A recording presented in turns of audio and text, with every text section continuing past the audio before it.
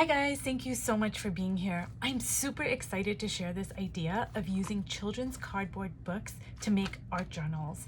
Now this video is how I create first layers on this type of a surface. You guys, this is an all-around win and I'm gonna tell you why. Number one, you can find them in various sizes and shapes and they are dirt cheap at the thrift store. They can range from 25 cents to $1, so it's a definite steal. Number two, now the most important reason these are awesome for mixed media is because it's a thick cardboard and it can handle any number of layers and it's not gonna buckle. These are tough and durable, maybe even more so than chipboard.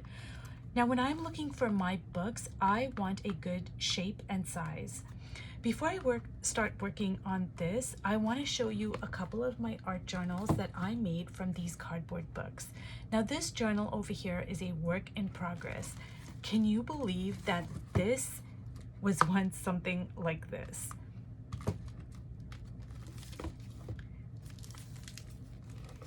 Now with a thick surface like this, I can add a ton of embellishments, and I can't do that with, say, a cheap composition book because the weight is not going to be supported by the pages. But here I can go to town.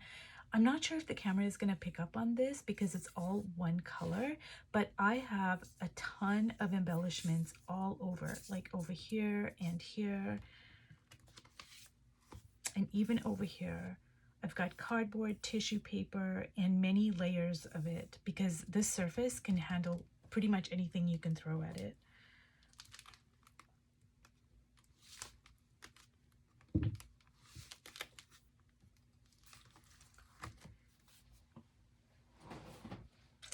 Now this journal is 100% complete, and as you can see, it is kind of coming apart over here because I added a ton of stuff from fabrics to cardboard to embellishments, as you can see over here. I am not going to open up this journal in this particular video, but if you would like me to do a flip through, please leave that in the comments section and I will make another video and open this book up. But let's get to this cardboard book over here. Now, as you can see, I added collage and I covered 100% of the page. Now, what I would like to illustrate is that when I work in a book like this, it's different than my last video where I work in a book like this. Because when I'm using this kind of a book, I'm using the images that are already on here and I'm incorporating that into my finished work of art. So I'm having a conversation with the paint. I am, it's a back and forth. I'm working with what is on the page. But when I am using a book like this, I am not doing that at all. I want to cover everything up 100%. However, if you wanted to work like in a way where you incorporate this into your final piece of art, you are absolutely welcome to do that. So just say like I wanted to use this blue in my finished painting, so I can go back and forth and have a conversation with the page, and I can say, oh, what can I use that blue for? What would it look good for? How am I going to place it, etc., etc. But for me, I don't want to do that. I want to cover everything up, and I'm not looking for any type of a color palette. Like I don't have any color palette or anything. All I'm doing is I simply want to cover up this page. And this is from a dictionary, so the paper is going to buckle. And if you didn't want your paper to buckle, or if you don't want air bubbles, then just be cognizant of that going in. So say if you don't want your paper to buckle, then pick thicker papers. If you don't want to have air bubbles, then use an old credit card to smooth it out. I'm not really concerned about all of that because I'm simply going for, I just want to cover everything up. And I actually like all the creases and different things that can happen because it just adds more character and interest to my page. So I'm just trying to get all this on here.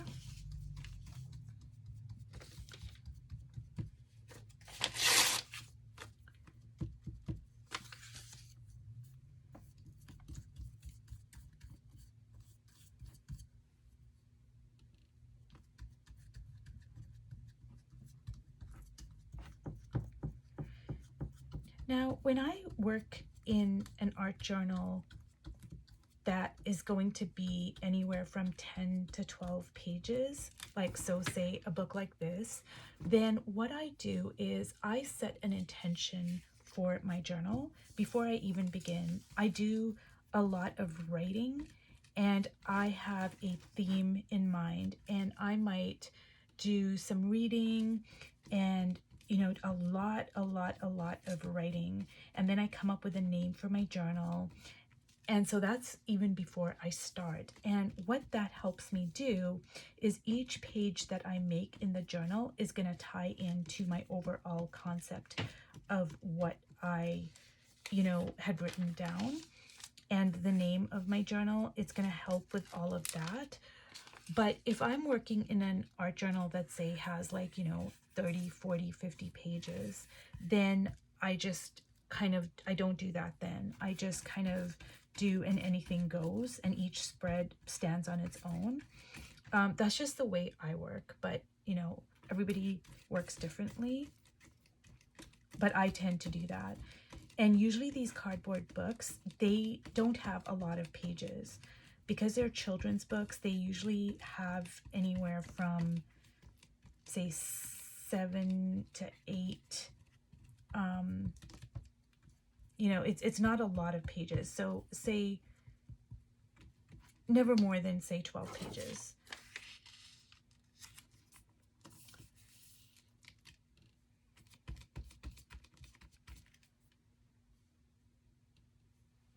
So I'm just covering everything up here. And even these tiny little pieces, I don't want anything to show through.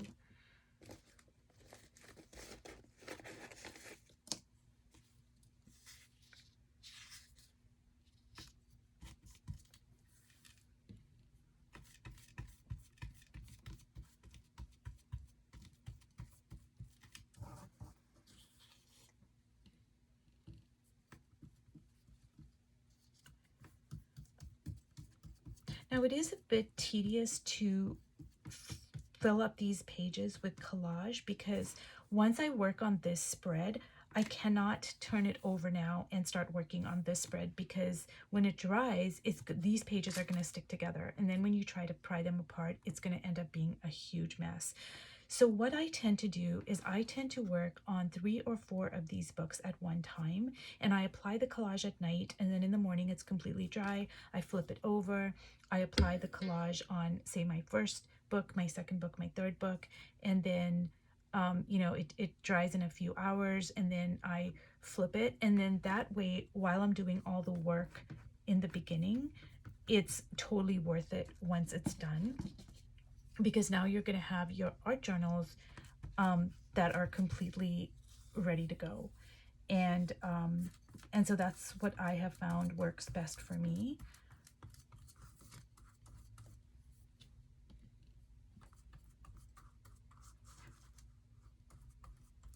Okay, so all the page pretty much is covered up.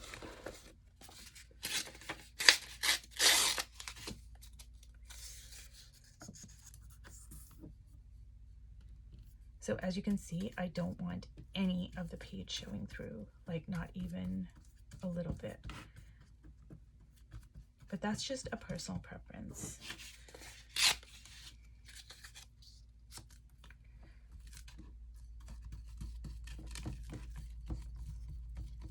So I'm gonna set this off to the side here while it dries.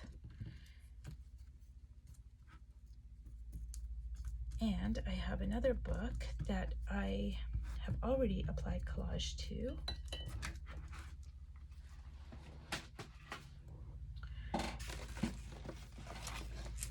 So this is a children's book as well.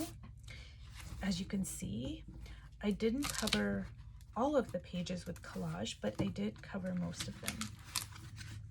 And I added some paints on here as well. But as you can see, this is simply collage, collage, collage, and that's a children's book. So when I approach a page like this, I've got a lot of freedom. I can use very watered down paints, or I can add really thick layers, or I can add a sketch right away, or I can wait until my 4th or 5th layer to add my sketches. I've just got a lot of freedom to work in however which way I want. Whereas with, say, some of the other books, I don't have that kind of, I can do anything, because some surfaces are more attuned to different methods of working.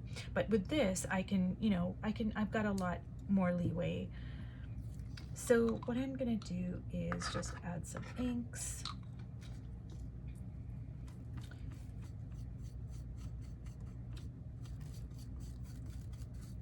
And so I'm simply building up my surface like I would, you know, any other kind of surface that I would create first layers.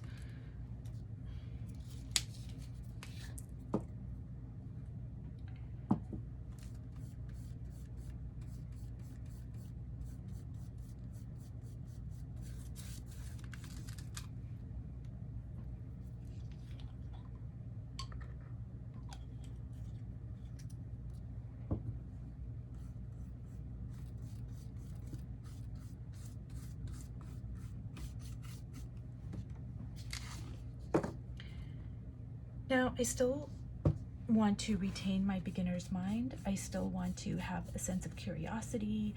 I'm still approaching my page like, oh, if I add this, you know, I wonder what it's gonna do. Is it going to do this, or is it gonna do that? Do I want to cover everything up? Do I want to let some stuff show through? I'm still approaching my page with a sense of playfulness. So I hope I've conveyed that in all of these creating first layers videos, is that no matter what surface I'm working on, I want to retain that sense of curiosity, a sense of, I don't know what I'm doing. I don't need to know what I'm doing. I'm simply being present in the moment and laying paper down on the page. Many years ago, when I first started painting, I was so scared of the white page, and I was so scared of making a mistake, and my work was very, very tight right from the beginning.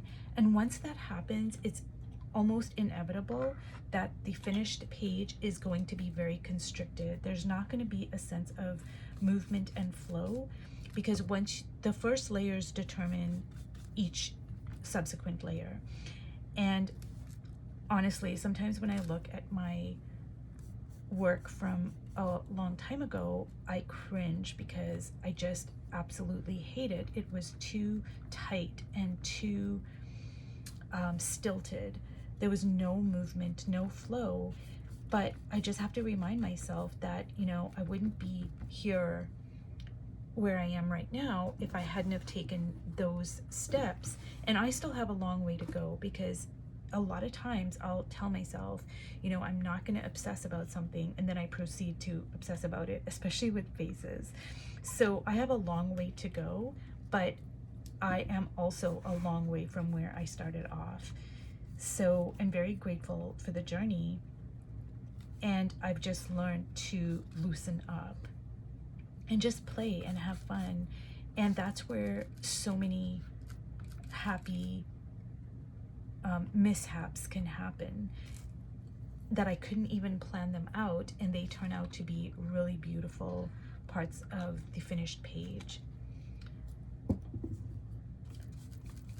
So I hope this has, I'm sorry. I hope that this video has inspired you to start looking at different ways you can approach your surface depending on the qualities of the surface. And I also hope that this video in particular has inspired you to use children's cardboard books and turn it into an art journal. So thank you so much for watching this video till the end, and I'll see you in my next video. Bye!